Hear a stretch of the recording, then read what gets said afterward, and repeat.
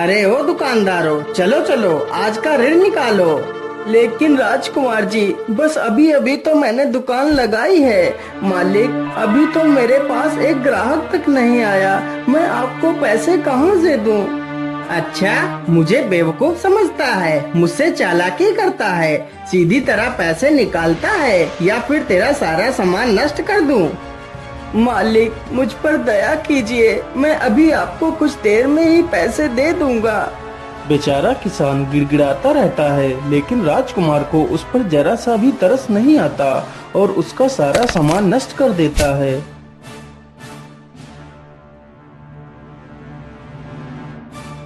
अब बताओ जल्दी से, किस किस को ऋण नहीं देना है? नहीं नहीं मालिक, ये लीजिए ऋण। हाँ हाँ मालिक, मैं तो आपको ऋण देने के लिए आपकी कब से प्रतीक्षा कर रहा था। इस प्रकार सारे दुकानदार डर कर राजकुमार को ऋण दे देते हैं। राजकुमार घोड़े पर बैठता है और वहाँ से चला जाता है। अरे नहीं नहीं, यह सब कब तक चलता रहेगा? हम लोगों को कुछ ना कुछ तो करना ही पड़ेगा।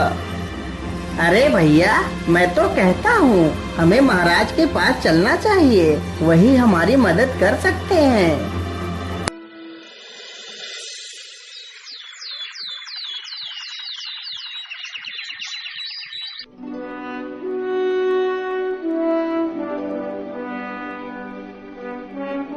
बोलिए गाँव वालों, आप लोगों को क्या तकलीफ है और आप लोग इतना परेशान क्यों दिखाई दे रहे हैं? महाराज, हम सभी लोग रोज बाजार में अपनी दुकानें लगाते हैं। इस प्रकार सारे गांव वाले पूरी कहानी राजा को सुना देते हैं।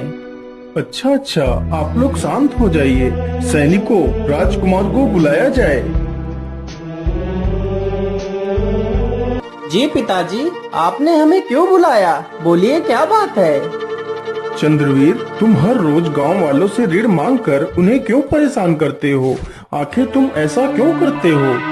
पिताजी, ये सारे गांव वाले बाजार में अपनी दुकानें लगाते हैं, तो इन्हें ऋण तो देना ही पड़ेगा।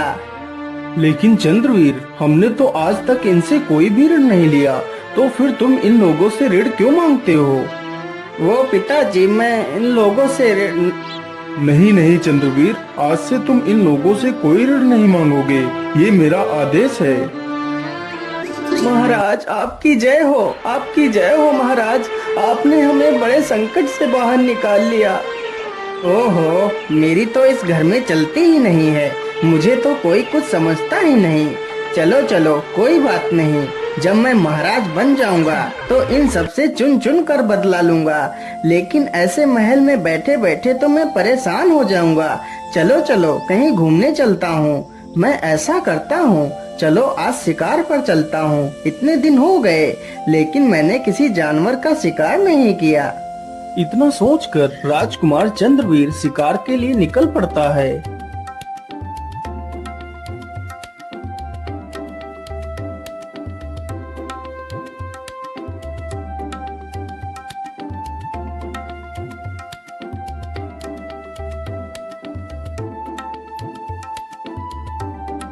क्या करूं, आज तो शिकार कहीं दिखाई नहीं दे रहा है। मुझे लगता है आज मुझे यहाँ से भी निराश होकर ही लौटना पड़ेगा। चलो चलो, अब घर वापस लौट चलता हूँ। ये सारी बातें सोचकर राजकुमार जंगल से वापस लौटने लगता है।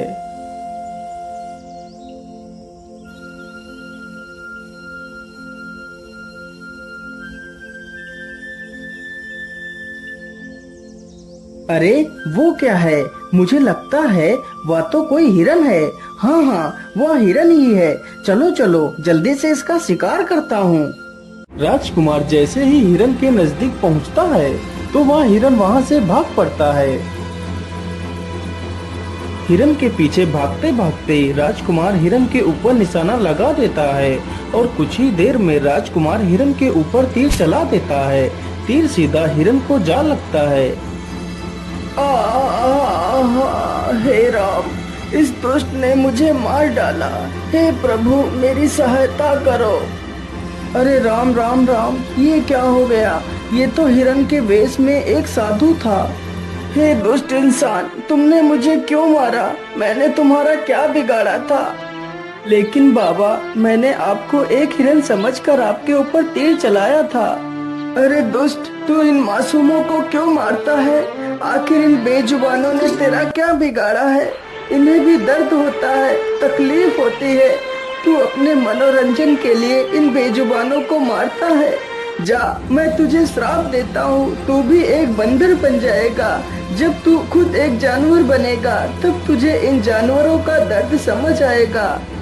बाबा, मुझे क्षमा कर दीजिए बाबा, मुझसे बहुत बड़ी भूल हो गई बाबा।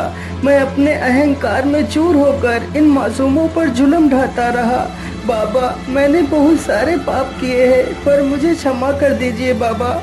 मैं आज के बाद कोई गलत कार्य नहीं करूँगा, मुझे ये श्राप मत दीजिए। साधु को उसके ये वचन सुनकर उस पर दया आ जाती है। बेटा, मैं अपना श्राप वापस नहीं ले सकता, लेकिन जब कोई कन्या तुम्हें इसी बंदर रूप में स्वीकार कर तुमसे विवाह करेगी तो तुम्हारा यह श्राप टूट जाएगा और तुम अपने वास्तविक रूप में आ जाओगे। इतना कहकर वह साधु अपने प्राण त्याग देता है।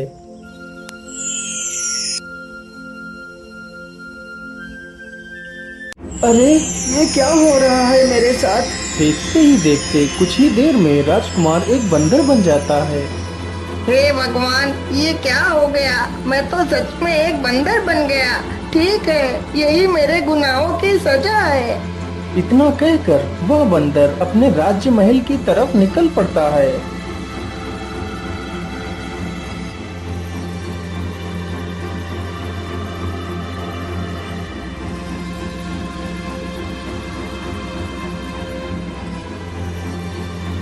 अरे अरे, ये बंदर इधर ही क्यों चला रहा है? अरे भाई, तो इसमें इतना परेशान होने की क्या जरूरत है? आने दो, इसे आने दो। अभी इसके पिछवाड़े पर 4-5 डंडे मारेंगे तो खुद ब खुद यहाँ से भाग जाएगा। अरे ओ मूर्ख बंदर, तू मुंह उठाकर यहाँ कहाँ चला आ रहा है? चल भाग यहाँ से। अरे सैनिक भाई, मैं राजकुमार हूँ, मैं कोई बंदर नहीं हूँ, मुझे अंदर जाने दीजिए। अच्छा, तो एक बंदर हमारा राजकुमार बनेगा? अच्छा ठीक है, मैं एक पल के लिए तुझे अपना राजकुमार मान लूं, लेकिन हमारे उस दुष्ट राजकुमार ने तो हमें कभी भाई नहीं बोला और तू मुझे भाई बोल रहा है। अरे सैनिक भाई, अब मैं बदल चुका हूँ, मैं पहले जैसा नहीं रहा। अरे हाँ हाँ, वो तो हम साफ साफ देख रहे हैं कि तू तो पूरी तरह बदल गया है, एक इंसान से बंदर बन गया है। अरे ओ मूर्ख बंदर, हम लोगों को बेवकूफ बना रहा है, चल भाग यहाँ से। इतना कहते ही सैनिक बंदर को 4-5 डंडे चिपका देते हैं। बंदर तुरंत ही वहाँ से भाग खड़ा होता है। हे भगवान, अब मैं क्या करूं? मुझे तो यह सैनिक अंदर घुसने ही नहीं दे रहे हैं। मैं अंदर कैसे जाऊं? मुझे तो बहुत जोर की भूख भी लगी है। इतना सोचकर वह बंदर वहाँ से चल पड़ता है। बंदर चलते चलते एक दूसरे राज्य में पहुँचता है।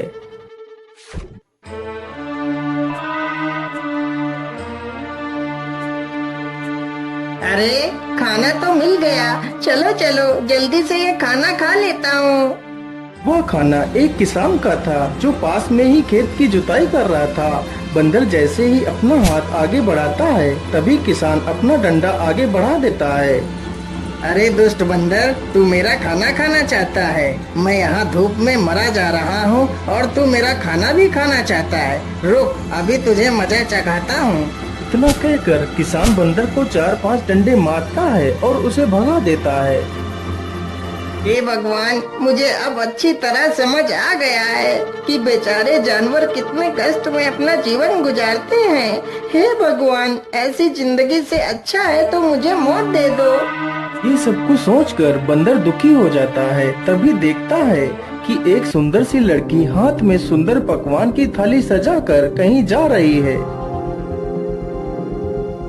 अरे, ये लड़की तो कितनी सुंदर है। काश मैं एक राजकुमार होता और मेरी ये हालत ना हुई होती तो मैं इसी से विवाह कर लेता।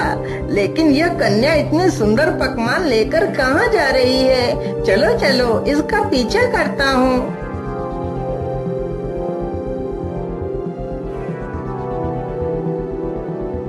राजकुमारी खाने की थाली को ले जाकर एक गुफा के पास रख देती है और चुपचाप वहाँ से चली जाती है। अरे वाह वाह, ये लड़की तो कितनी महान है जो जानवरों के लिए खाना रखकर चली जाती है। और एक मैं था जो खुद जानवरों को ही खा जाता था। लेकिन अब ये सब सोचकर क्या फायदा, चलो जल्दी से खाना खा लेता हूँ। मुझे तो ये खाना देखकर रहा ही नहीं जा रहा। इतना सोचकर बंदर तुरंत जाता है और पूरी थाली को चट कर जाता है। जो खाना बंदर खा गया था वह खाना एक डायन के लिए रखा गया था। राजकुमारी रोज उस डायन के लिए खाना गुफा के पास रखकर चली जाती थी। डायन की यह शर्त थी, जिस दिन डायन के लिए खाना नहीं रखा गया तो वह डायन उस राजकुमारी को खा जाएगी।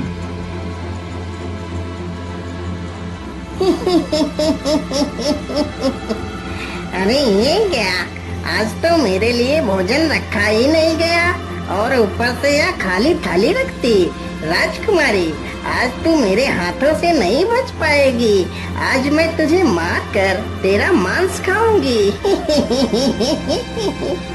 हे भगवान, तो वह खाना इस डायन के लिए था। ये मैंने क्या कर दिया। अब तो यह डायन उस बेचारी राजकुमारी को मार डालेगी। अब मैं क्या करूं? अरे नहीं नहीं, मैं ऐसा नहीं होने दे सकता। बंदर इतना सोच ही रहा था कि तभी डायन राजकुमारी को उठाकर ले आती है। अरे राम राम राम, यह डायन तो सच में राजकुमारी को उठाकर ले आई है। चलो चलो, मैं भी इसके पीछे पीछे गुफा में घुस जाता हूँ।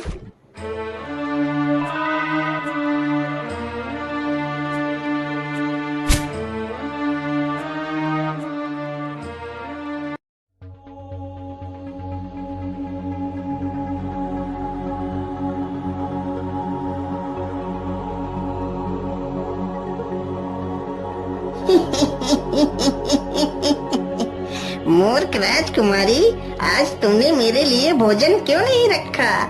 अरे, आप ये क्या कह रही हैं? मैंने तो आपके लिए खाना रखा था। अच्छा, तो तू मुझे मूर्ख बना रही है। आज मैं तुझे मार कर तेरा मांस खाऊंगी। अरे बाप रे बाप, यह डायन तो राजकुमारी को मार ही डालेगी। मुझे कुछ ना कुछ तो करना ही होगा।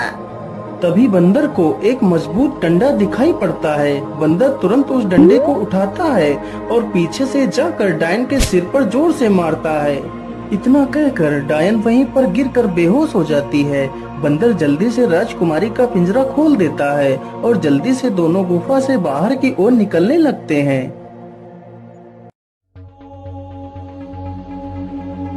अरे ये क्या, गुफा का दरवाजा तो बंद पड़ा है। अब हम बाहर कैसे निकलेंगे? बंदर तुरंत ही पास में पड़े एक पत्थर को उठाकर दरवाजे पर फेंक कर मारता है। अरे बंदर भैया, इस प्रकार दरवाजे पे पत्थर फेंकने से कोई फायदा नहीं। ये दरवाजा ऐसे नहीं खुलने वाला। लेकिन तुम कौन हो और तुम इस गुफा में क्या कर रही हो? मेरा नाम मिठभोली है। मैं इस गुफा में उस डायन को मारने आई थी, लेकिन उस ताकतवर डायन को मैं मार ना पाई। लेकिन मिठभोली बहन, तुम इस डायन से बदला क्यों लेना चाहती हो?